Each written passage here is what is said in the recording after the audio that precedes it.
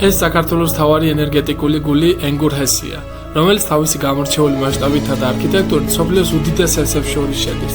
საქართველოში რამდენჯერმე სწორედ აქედან მოხდა დენის მასიური გათიშვა. ჩვენ ვესტუმრეთ მას, რათა ვიპოვოთ პასუხი კითხვებზე თუ ვინ გვითიშავს დენს, რატომ გვითიშავს და მართლა ბრუნდებით თუ არა 90-იანებში. ახლა კი ვიდეო ცოტათი უკან გადავახვიდეთ. აუ არ არსებობს რა, დასეივებაც ვერ მოვასწარი ჩემი. დაუბრუნდით მე მგონი 90-იანებში რა სულ როგორ ითიშება ეს დენი. ოიმე სადო არ. შენ ვინ ხარ? ვეშინია. მე შენ ვარ მომავლიდან. და კი აქ ნამდვილად 90-იანები. მოიცა, ანუ შენ ხარ ჩემი მომავალი? კი, მე ვარ და აქ იმისთვის მოვედი, რომ გითხრა რა შეიძლება მოხდეს მომავალში. და 90-იანები დაბრუნდა ეგ რას ნიშნავს? 90-იანებში იმას გულისხმობ, რომ არ გვაქვს დენი, არ გვაქვს წყალი, არ გვაქვს გაზი, დენიც კვირაში რამდენიმე საათით მოდის და იმასაც ტექნიკის დასატენად. და რამ გამოიწვია ის, რომ ეს დენი არ გაქვთ? ეს ყველაფერი გამოიწვია იმან, რომ ენგურ ჰესზე შეიქმნა უზარმაზარი პრობლემა. მაგრამ რო გითხრა რა პრობლემა შეიქმნა, შენ ვეღარ შეძლებ ამ ყველაფრის გამოძიებას. ამიტომ შენ თვითონ უნდა მიხვიდე პასუხამდე. და YouTube-საც შეეშვი? სამწუხაროდ მომიწია კი, ძალიან გამიჭირდა, მაგრამ მომიწია. იმიტომ რომ ფიზიკურად ვეღარ ვიღებ ვიდეოებს, ტექნიკას ვეღარ ვტენი. ტექნიკის ნახევარზე მეტი გავყიდე. ხალხიც ისია გადართული, რომ მხოლოდ როცა კეთილები და უსაშველოები და სერიას, მაშინ რთავენ ტელეფონს, რომ YouTube-ზე შევიდნენ და სერიებს უყურონ. სხვა იუთუბერებისთვის უკვე ფიზიკურად აღარ ცალიათ და აღარ შეუძლიათ რომ სხვებს უყურონ. და მე რით შემიძლია დაგეხმარო ამ შემთხვევაში? და გამოიწვიო ეს ყველაფერი. ისე მართალი იყო რომ ამბობდნენ უდენობის დროს უფრო მეტი სიყვარული ქონდა ერთმანეთშიო? კი, ეგ ნამდვილად მართალი აღმოჩნდა და ქართველები ეხლა 12 მილიონი ვართ. ალბათ ოქროს ხანაშიც მაგიტო ვიყავით 12 მილიონი დენი რომ არ ქონდა და სხვა საქმე არ ქონდა. და მე შენს ადგილას ჩემდაცინვას ნამდვილად არ დავიწყებდი, იმიტომ რომ მე შენი მომავალი ვარ. კარგი, აბა წავედი, მე მზად ვარ ყველაფრისთვის. წავედი ენგურ ჰესზე. მაგრამ მოიცა, ისე ლამპას სანთელი არ გიჩვენია, ერთობი მაინც ცოტათი. ამ დაცინვას ჯობია საქმეს მიხედავ. კარგი, წავედი. ცოტა ყველას და ყველაფერს ერიდე, იყავით ხიზლად და ბრთხილად. ხო და ჩვენც ულამაზესი სამეგრელოს გავლით გავიმართეთ ენგურ ჰესისკენ.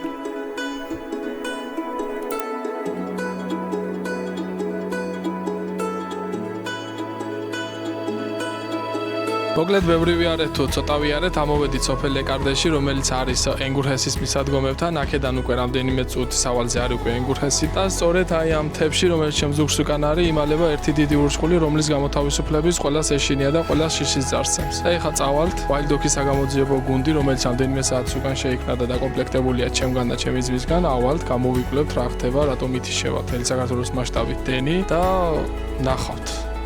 თუ გამოგვივა რამე.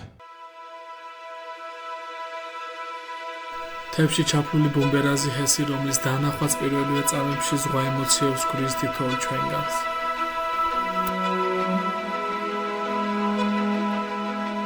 მოკლედ ჩვენი გამოძიება ცოტა ჩიხში შევიდა. აქ ტურები ყოფილა. ბილეთები უნდა ვიყიდოთ და შემდეგ შევალთ და გავაგრძელებთ გამოძიებას. აი ესეთი ვიგია ბილეთებზე და ლომად ხალხიც არის ამოსული, მაგრამ მე მგონი იმდენი ბილეთი იყიდება, რომ დენი არ უნდა ქრებოდეს საქართველოში. სხვა რო არაფერი. მოკლედ ბილეთების ფასები არის ესეთი, იწყება 12 ლარიდან, მერე არის 30 ლარი და მერე 60 ლარია. მაგრამ 12 ლარიანი ბილეთი არაფერს არ შვება, უბრალოდ შედიხარ ფეხით და ეგრევე გამოდიხარ, გადაიხედები კაშხალზე და ეგ არის მარტო. 30 ლარიანი უფრო მეტი საშუალებას გაძლევს, გიდი მოყვება და სხვა გვირაბების ნახვა შეგიძლიათ, რამდენიმე გაჩერება კაშხალზე და 60 ლარიანში უკვე შედის zip-line და ნავით გასეირნება და ასე შემდეგ და ჩვენ ავიღეთ 30 ლარიანი და მგონი საკმარისი იქნება ჩვენი ტურისთვის. რადგან ანუ კატერზე გასეირნება და zip-line ამ შემთხვევაში არ მაინტერესებს, რადგან ჩვენ ვატარებთ გამოძიებას. ეხლა ამ გიცაც უნდა ჩაუწმა კაცდე და მე მთელი სიმართლე უნდა დავაფქვევინო ნელ-ნელა. აი ესე ჩვენი ტურკოლონა, წინ 2 მანქანა, ჩვენს უკან კიდე 1 მანქანა დგას.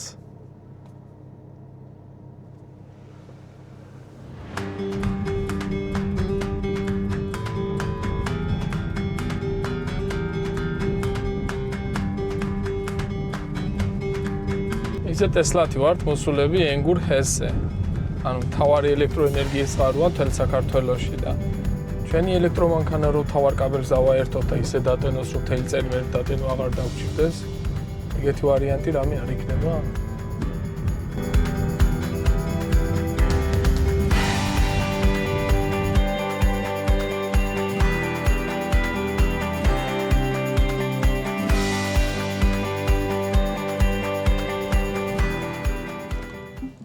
ესა ჩვენი პირველი გაჩერება.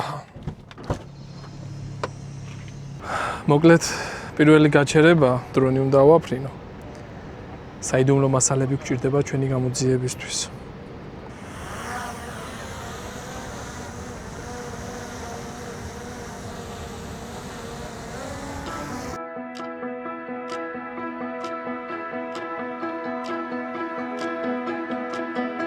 ხალხში გავრცელებულია ჭორი, რომლის თანახმადაც ენგურჰეს გარედან აქვს ბზარი და ამის გამო ხდება დენის გათიშვა.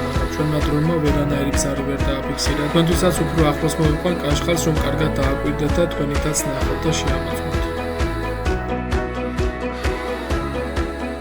მოკლედ ესეთია ჩვენი პირველი გაჩერება.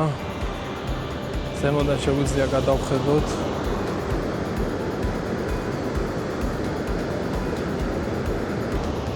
ზარმაზარი არა, ეხლა გამახსენდა რომ სიმაღლის შიში მაქვს და ნამდვილად შემზარავია აქედან გადახედვა რა. ჯერჯერობით ისეთი ფაქტები ვერაფერი ვერ შევაგდო, რის გამოც შეიძლება თორე საქართველოს დენი ეთიშებოდეს რა. მეგობრებო, ეს არის ჩვენი ტურისტული მარშრუტის მენეჯერი, სახელად ზვიადი და რამდენიმე კითხვას დაუსვამ ეტაპობრივად ჩვენი ტურის განმავლობაში და პირველი გვიპასუხოთ, რითია ეს ჰესი განსაკუთრებული. პირველ რიგში მოგესალმებით, როგორც ხედავთ, ეს არის ასე ვთქვათ მე-20 საუკუნის საინჟინრო ასე ვთქვათ საოცრება. პირველ რიგში უნიკალური არის იმ თვალსაზრისით, რომ თვითონ ეს აგებულია ისეთ პერიოდში, როდესაც არანაირი კომპიუტერული ტექნოლოგიები არ არსებობდა და მთელი ეს კომპლექსური ასე ვთქვათ სტრუქტურა, ასე ვთქვათ მთელი ეს კასკადი გაშენებული არის ასე ვთქვათ ფაქტობრივად ქაღალდით და ფანქრით. და სიტუაცია ეხლა თუ წელიწადში შეიძლება უბრალოდ თუ 5 წელიწადში ერთხელ აშენებენ ასეთი დონის კაშხლებს, ეხლა ეს აშენდა სადღაც 26 წელიწადი შენდებოდა თავის დროზე. მთელი ეს ნახაზები, პროექტები და ასე შემდეგ, როგორც აღნიშნე, გაკეთებული არის სწორედ ფანქრით და ფურცლით და სწორედ ეს არის მისი ერთ-ერთი უნიკალურობა და პლუს კიდევ ერთი არის ის, რომ ეხლა როგორც მე აღნიშნე, ტურბინა გენერატორებს რაც შეეხება, ჩვენგან ზუსტად 15 კილომეტრის მოშორებით არის და ასეთი რაღაცა ფაქტობრივად სოფლიოში არ არსებობს. ანუ სწორედ პროფესორად ენგურჰესი არის ერთადერთი კაშხალი სოფლიოში, იქიდან გამომდინარე, რომ თვითონ კაშხლების უმეტესობას აქვს ეს ძალოვანი კვანძი მის ქვემოთ, ანუ კაშხლის ძირში და ჩვენ გვაქვს ეს 15 კილომეტრის მოშორებით ოკუპირებულ აფხაზეთში. კი ეხლა ზუსტად 105 მეტრის სიღრმეზე ხა ის ბეტონის შენობა ალცი თუ გამოჩნდება 105 მეტრის სიღრმეზე იწყება 15 კილომეტრიანი მიწისქვეშა გვირაბი, რომლის დიამეტრი არის 9.5 მეტრი. და მთელი ეს წყალი ეხლაც გადის ამ 15 კილომეტრიან დისტანციაზე და 15 კილომეტრის მოშორებით უკვე ოკუპირებულ აფხაზეთში ატრიალებს ტურბინა გენერატორებს. და პლუს ერთი უნიკალურობა არის ის, რომ ეს 271 მეტრიანი კაშხალი წარმოიდგინეთ იხრება 15 სანტიმეტრით წინ, როცა წყალი აიწევს და ისევ 15 სანტიმეტრით უკან გადადის, როდესაც წყლის დონე იკლებს. კი, ანუ ეს არის გადახრის ამპლიტუდა, ფაქტობრივად ასეთი გიგანტი მოძრაობს წყლის მატება დაკლებასთან ერთად. და რისი საშუალებით მოძრაობს ეგრე? ხო, ეხლა კიდევ ერთი საინტერესო ფაქტი ის არის, რომ თვითონ კაშხალი ისე არის აგებული, რომ თვითონ კედელს ფუნდამენტთან არანაირი ასე ვთქვათ რკინის გადაბმა არ არის. ანუ ეს ამხელა კედლის მას უბრალოდ დევს ამ საძირკველზე. და სიტუაცია თუ სამყაროში არის რამე ძალა შეუძლია ეს კედელი უბრალოდ აიღოს და სხვაგან გადაწიოს, იმიტომ რომ არანაირი კონსტრუქციული შეერთება ფუნდამენტთან არ აქვს. ანუ თავისუფლად შესაძლებელია მის ერთ ადგილიდან აღება და სხვაგან წაღება, ასე რომ ჰიპოთეტურად რომ წარმოვიდგინოთ. და წეხან ამბობდი გისმენდი რამდენიმე მდინარე და მყინვარი ჩადისოდა, ეგეც რო გაგვიმეორო თუ შეგიძლია. დიახ, ანუ მდინარე ენგური ზოგადად მდინარე ენგურის აუზი ცნობილია იმით, რომ მის აუზში არის 170-მდე მყინვარი. და თვითონ ენგურის ასე ვთქვათ სიგრძე ეს არის 220 კილომეტრი, რომელიც სათავეს ღებულობს მყინვარი შხარადან. და სწორედ ამ მყინვარების მეშვეობით ასე ვთქვათ ივსება ეს ენგურჰესის წყალსაცავი, რომლის სიღრმე არის 200 მეტრი. და როცა ბოლომდე ასავსე ეს არის 1.1 მილიონი კუბური მეტრი წყალი, ეს არის უზარმაზარი რაოდენობა, რომელსაც სიტყვაზე ღმერთმა დაგვიფაროს და თუ კედელი დაინგრა, რა თქმა უნდა, მთელი დასავლეთ საქართველოს წაღება შეუძლია თავისუფლად. იქ თავიდანვე ვახსენებ, მთელ საქართველოს ეშინია ამ ჰესის მეთქი და ერთ-ერთი თავარი კითხვა გვაქვს კიდე შენთან. ვინ გვითიშავს თელ საქართველოს დენსის ადამიანი გითხარი? ეგ არავინ არ იცის ჯერჯერობით მაგაზე მიდის მთელი გამოძიებები და ამბები. ანუ ეს გათიშვაც აფხაზეთის ტერიტორიიდან ხდება? ზოგადად იცით რა არის თვითონ ტურბინების გათიშვა კი, მაგრამ თვითონ გვირაბის გათიშვა უბრალოდ იმ შენობიდან ხდება არის შესაძლებელი, რომელიც ეხა აქედან მოჩანს. აი მანდ არის თვითონ იმ გვირაბის სამართავი პუნქტი, სიტყვაზე რომლის ჩაკეტვითაც უკვე შეგვიძლია აფხაზებსაც უბრალოდ განთავსებულ ტურბინა გენერატორებამდე წყალი აღარ გაუშვათ კი ბატონო. და იქ აფხაზეთის ტერიტორიაზე ჩვენ ვაკონტროლებთ იმ ტურბინებს? აფხაზეთის მხარეს კი ბატონო მთლიანად კონტროლდება საქართველოს მხრიდან და პლუს მანდვე რაც არის კასკადური ჰესები, ეს არის ვარდნილ ჰესები, ისიც ჩვენს მიერ კონტროლირებადი არის საბედნიერო დღესდღეობით. კარგი, თურმესი, მადლობა. ეს არის ჩვენი მეორე გაჩერების წერტილი.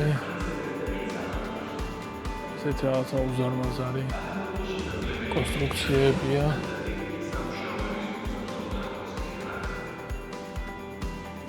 და რო ამბობდნენ ბზარი აქვს ოინგურ ჰესო გარედან კაშხალწევი რომ ნახე ბზარი, მაგრამ მე მგონია რომ აი ეს ბზარი იქნება მაგის მიზეზი და ამ ბზარზე ალბათ საუბარი და ის გამოგვეთიშება ჩვენთან. აი ეს ბზარი. ეტი ბზარი ვერ ნახე. და მეორე გაჩერებაც ეხა პირველ სართულზე ჩავყავართ. გიც და ჩავდივართ პირდაპირ წყალთან.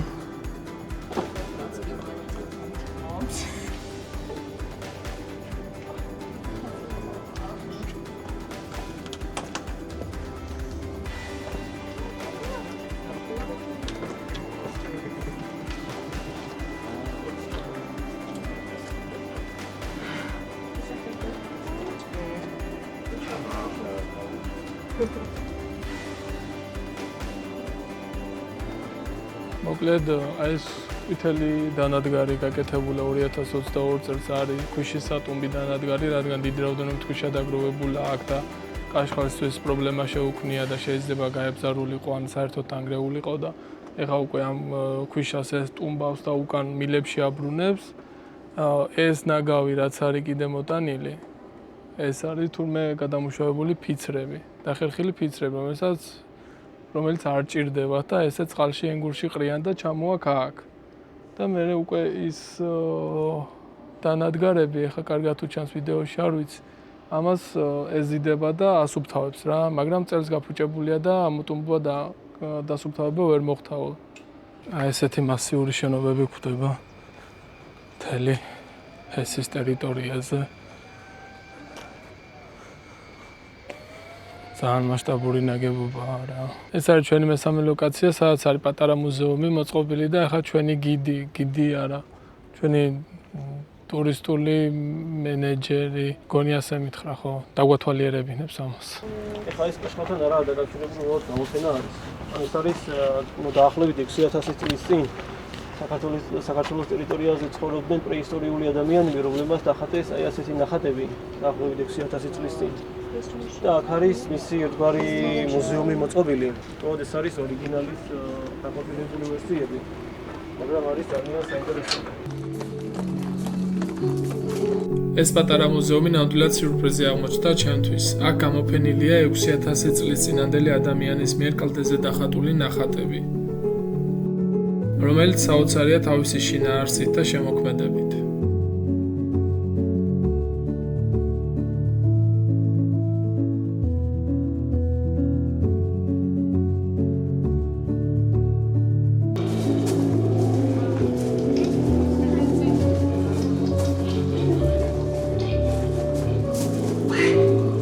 სამი ლოკაცია ვნახეთ. ჩვენი გამოძიება ჩიხში შევიდა, რადგან პასუხებს ვერსად ვერ პოულობ. მე მაინც იქ მუზეუმში დახატული კაცები მგონია, რაღაცა მაგათი გაკეთებული მგონია, იმიტომ რომ თვითონ ჩვენმა ტურისტული მენეჯერი მითხრა, თუ რა მითხრა? ხო, გიდი არა, ჩვენმა ტურისტულმა მენეჯერმა არ იცის ვინ თიშავს რეალურად ამას. მაგაზე გამოძიება მიმდინარეობსო. ჩვენზე უკეთესი ვინ იძიებს, არ ვიცი, მაგრამ ჩვენ უფრო მალე ვიპოვით იმედია პასუხებს. ერგოც იყო პირამში. შეიძლება იგიშვე. ანუ საინტერესოა ის გვირაბის ბოლო მოჩვენებაც რა, იმიტომ რომ თვითონ შუქში არ იყო. სიბნელეში იყო და შეიძლება საქართველოს ჩაბნელებაც ეგრე უნდა და მე არ ვიცი. კიდე ორი ლოკაცია დაგვჭა სანახავი და იმედია რაღაცა პასუხამდე მივალთ. მოკლედ ეს არის ჩვენი ბოლო ლოკაცია, მეოთხე და მეხუთე ლოკაცია, სადაც გვაჩვენებენ მხატვრულ ფილმს როგორ შეიქმნა ენგურჰესი და ქვემოთ არის გამოფენა, რომელიც ძალიან ლამაზია და შეგიძლიათ მოხვიდეთ და ათვალიეროთ და უკმაყოფილო არ წახვალთ.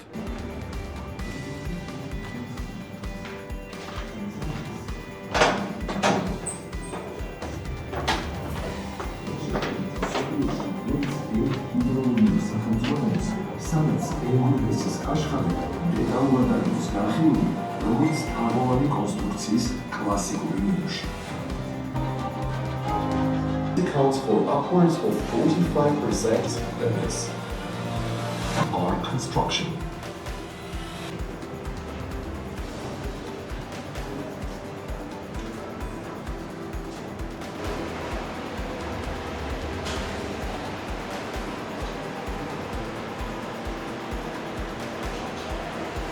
მოკლედ ენგურს საესტუმრებით ერთ სივრცე აუცილებლად ნახეთ. ულამაზესი ნაშრომებია. ძალიან კაი რაღაცეებია.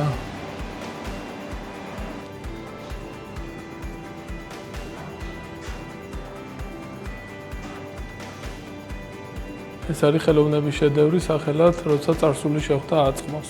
ძალიან კაი რაღაცეებია. ნუ გამოძიებით ჯერჯერობით დამნაშავე ვერ ვიპოვნე, მაგრამ ყველაზე დიდი ეჭვია იმაზე მაქვს.